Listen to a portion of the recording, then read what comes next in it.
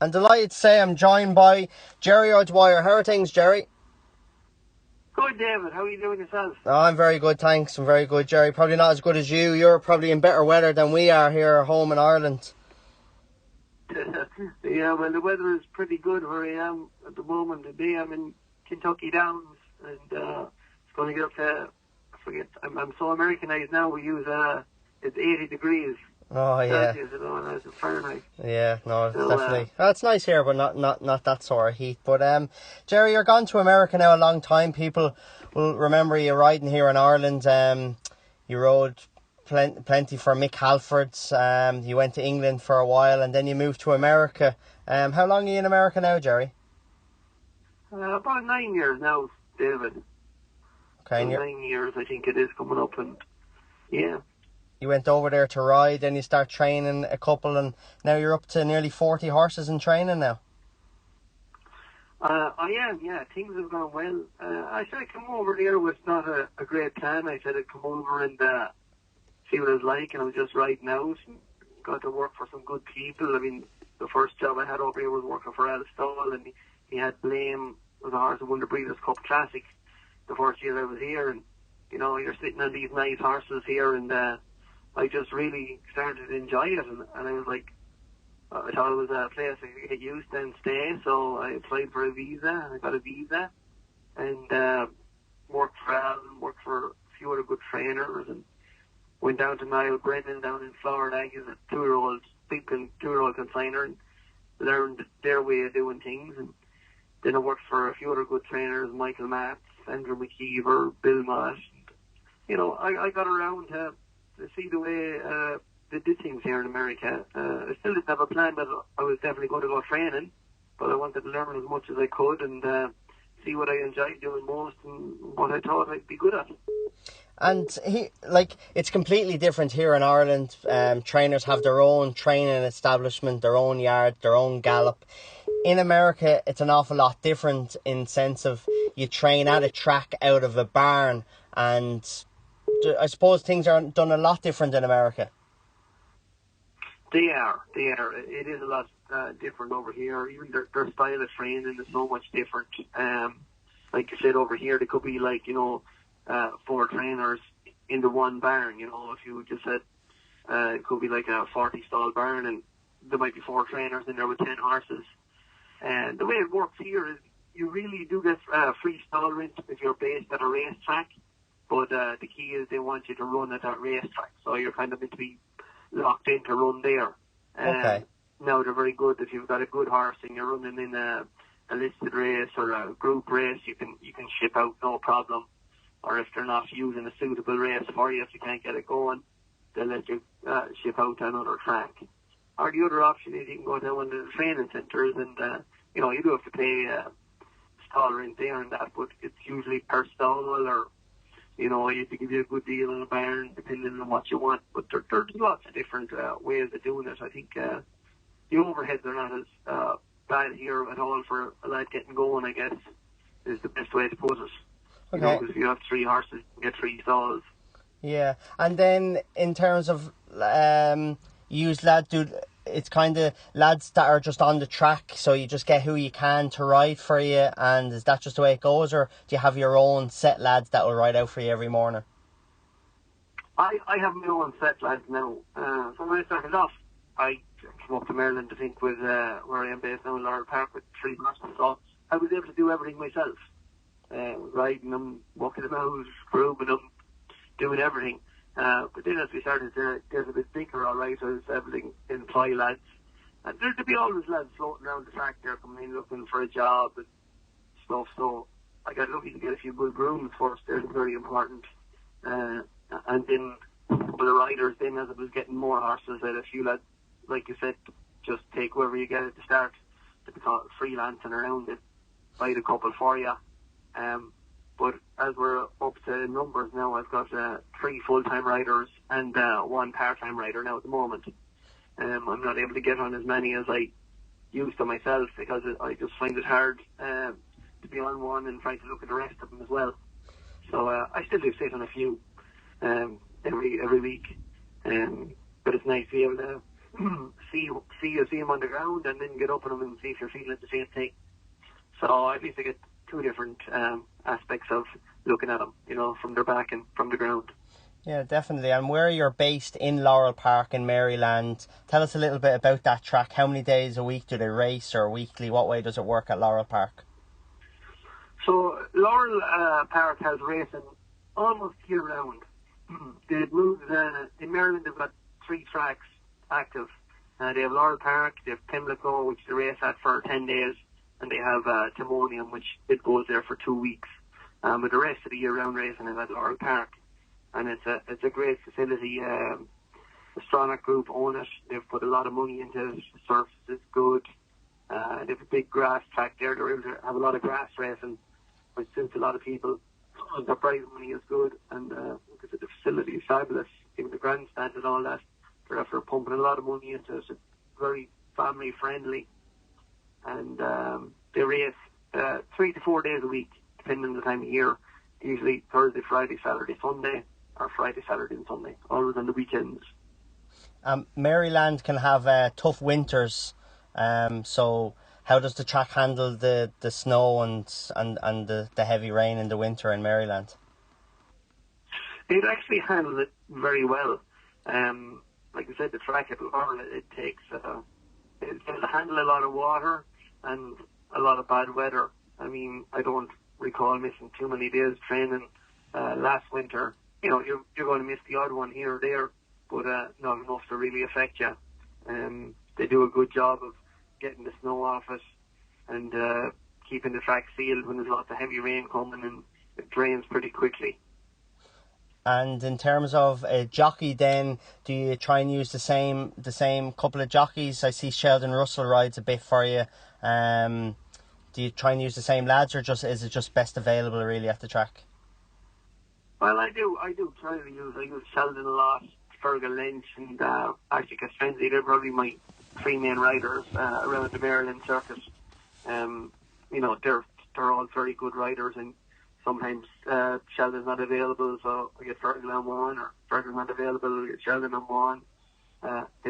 It's just I try to pick like 2 or 3 that I use. They come in and breeze horses for me, and then usually one of them then is available, and I'm comfortable using either of them because they're all very good riders. Yeah, and that's very important, I suppose. Like, you have the same lads, and you're getting the same sort of feedback all the time on horses. And in terms of owners, have you a good spread of owners, Jerry, or have you a couple of owners that own most of the horses? I do have a good spread now.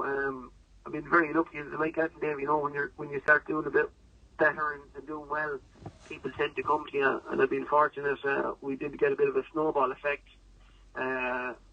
My longest owners, I suppose, are a group called Designated Hitters, and they always have a partnership going, and usually they'll kind of welcome anybody who wants to get into the partnership, and they've got anywhere between 4 to 6 horses with me, and they've been with me since I went up to Maryland, which is about 2.5 years ago now. But then I have a lot of other owners, like Howling Pigeons. They're good owners. They're based out in Colorado. They've always have 2 or 3 with me now. But we've got a good variety of owners. Some bigger named, more profiled owners that have been in the game a long time. We've King of Perugia stable, and we've Cheyenne stable, who are they give you a lot of confidence when they start sending you horses, because they're sort of a big deal. Yeah, definitely. And in terms of yourself, and there's plenty of other Irish lads there where you are, there's an awful lot of Irish we know in horse racing all around the world, but especially in America there's a huge amount of Irish either training or riding or just working within racing. There is indeed. Look, the racing game is brilliant in that sense. You can go anywhere in the world and get a job in racing once you have any bit of horse sense at all.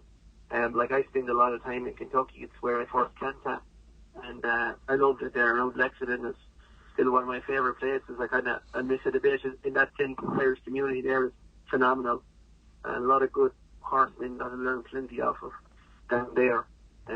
But up here in Laurel, there's lots of good horsemen as well. The Irish community isn't as big up here, but there is a few of us, and we all make the best of it. You will like Americans want to say, they do say it's a land of opportunity, but it's only a land of opportunity if you're willing to take the opportunity and work for it. Very And, true. if you're not afraid to work it and get on, you'll get it. It doesn't happen overnight. It takes a bit of time, but, I'm proof of it right now, like I said, 2.5 years ago, I had 3 horses of my own. I took a chance and went up and just knuckled down to go at the training thing myself. And it's working out well so far. Oh, it's good to hear, and the rewards are massive then in America, Jerry, with the prize money so much bigger than here at home or in the UK especially. It's obviously a lot smaller here and very competitive, but it's very competitive there as well. But there's huge rewards in the sense of the prize money is very big in America, and where you are at Laurel Park. I know it would be seen as probably a tier 2 racing compared to the bigger tracks in America, but still the prize money is very big.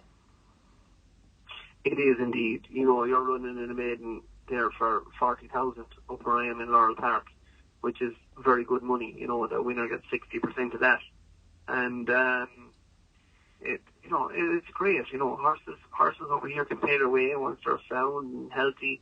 Even at the lower level, the $5,000 claimers, the bottom at Laurel, I think the prize money is like 15,000. Is the bottom. We're trying to stay away from that, and we're trying to build up and have nicer horses. But no matter what way you go, you're always going to have some cheaper horses. But once they're willing to race and happy and eager, they'll always pay their way if you put them in the right spot. Over here, you essentially handicap your own horse. But you don't have a handicap like at home. You can put them in wherever you think they're best suited. Which I like that idea, because you don't have to give a horse 5, 6, 7 runs to get the handicap mark where he can win off of. You can try him once or twice, and you kind of have him figured out where his level of ability is at. Yeah, which definitely works well. You know what the horse is capable of, so you aim on where you believe is right. So, and with you have some nice horses there at the minute. You've won a couple of big pots over the last year as well. Tell us about a couple of those horses. Yeah, this year's been great. I just bought a few 2-year-olds at the Brings Up sales, and they worked out for us. I ended up buying some nice ones. A really good filly there called Neat Supervision. This year, actually, early this year, she went down to the fairgrounds in New Orleans, and she was, on the Oaks Trail. They have, trials for the Oaks and the Derby over here, like they do at home in Ireland or England. And she won the first one of the year, and she's a really nice filly. And then she kind of had a bit of a setback. She ran in the next trial, and she ran a bit below par, and she didn't come out of it too good. And soundness-wise, everything was fine, but she had what they call lower airway inflammation, and it took forever for her to heal up. It was deep down in her lungs, but thank God she's give her plenty of time there now, and took her time with her.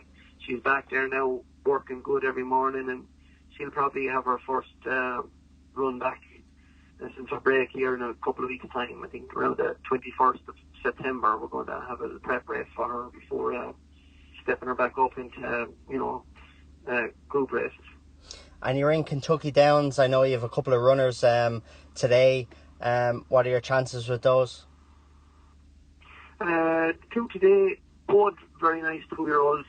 They're not as maybe tuned up or wound up as you might want them, but they're very nice, and I've been just taking my time with them a little bit, because I see them as, good 3-year-olds. But the races down here in Kentucky Downs, we're taking a shot because they only race 5 days a year down here, but the prize money is unreal. It's like 130,000 prize money for a maiden. So nothing wrong with that, Jerry. Wants to take a little shot. There's nothing wrong with that at all. If you could get a piece of it at all, we'd be in good shape for the rest of the year. So we were taking a shot, and like I said, they're both very nice. I'm not saying I don't know if they're good enough to win there today, but they're good enough to put up a good performance and take a step forward for the next day. Well, hopefully they do. And Jerry, going forward then, is the plan? There's no plans, I take it, to come home to native Tipperary. The plan will be to stay in the United States. Yeah, the only time we'll be coming over to Tip, Dave, I think, is just to visit family or maybe go to try see him win another All Ireland hurling final. Yeah. But the work, coming home to work or live, I haven't had that thought in my mind for a long time. And you're recently married as well, Jerry, in America.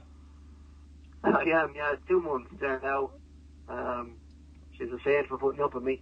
Congratulations. So, thank you very much, David. She's a good girl. She's from Colorado. I met her when I first got to America about 9 years ago. So we've known each other a good while now. But we recently only got married, and she's been very good for me. She keeps me grounded, and she's a good horsewoman as well in her own right. So we feed good off each other. Good, a good team then going forward. Yeah, exactly.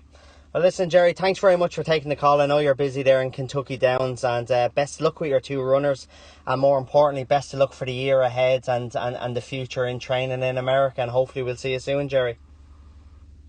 David, thanks very much, and hopefully you get out here one day to see us soon, and like I said, we'll probably have a few horses going south for the winter, a few of the better ones maybe going to that Florida or New Orleans, so don't be a stranger, come out there anytime and we'll show you around the place. We surely will. Thanks, Jerry. Talk to you soon.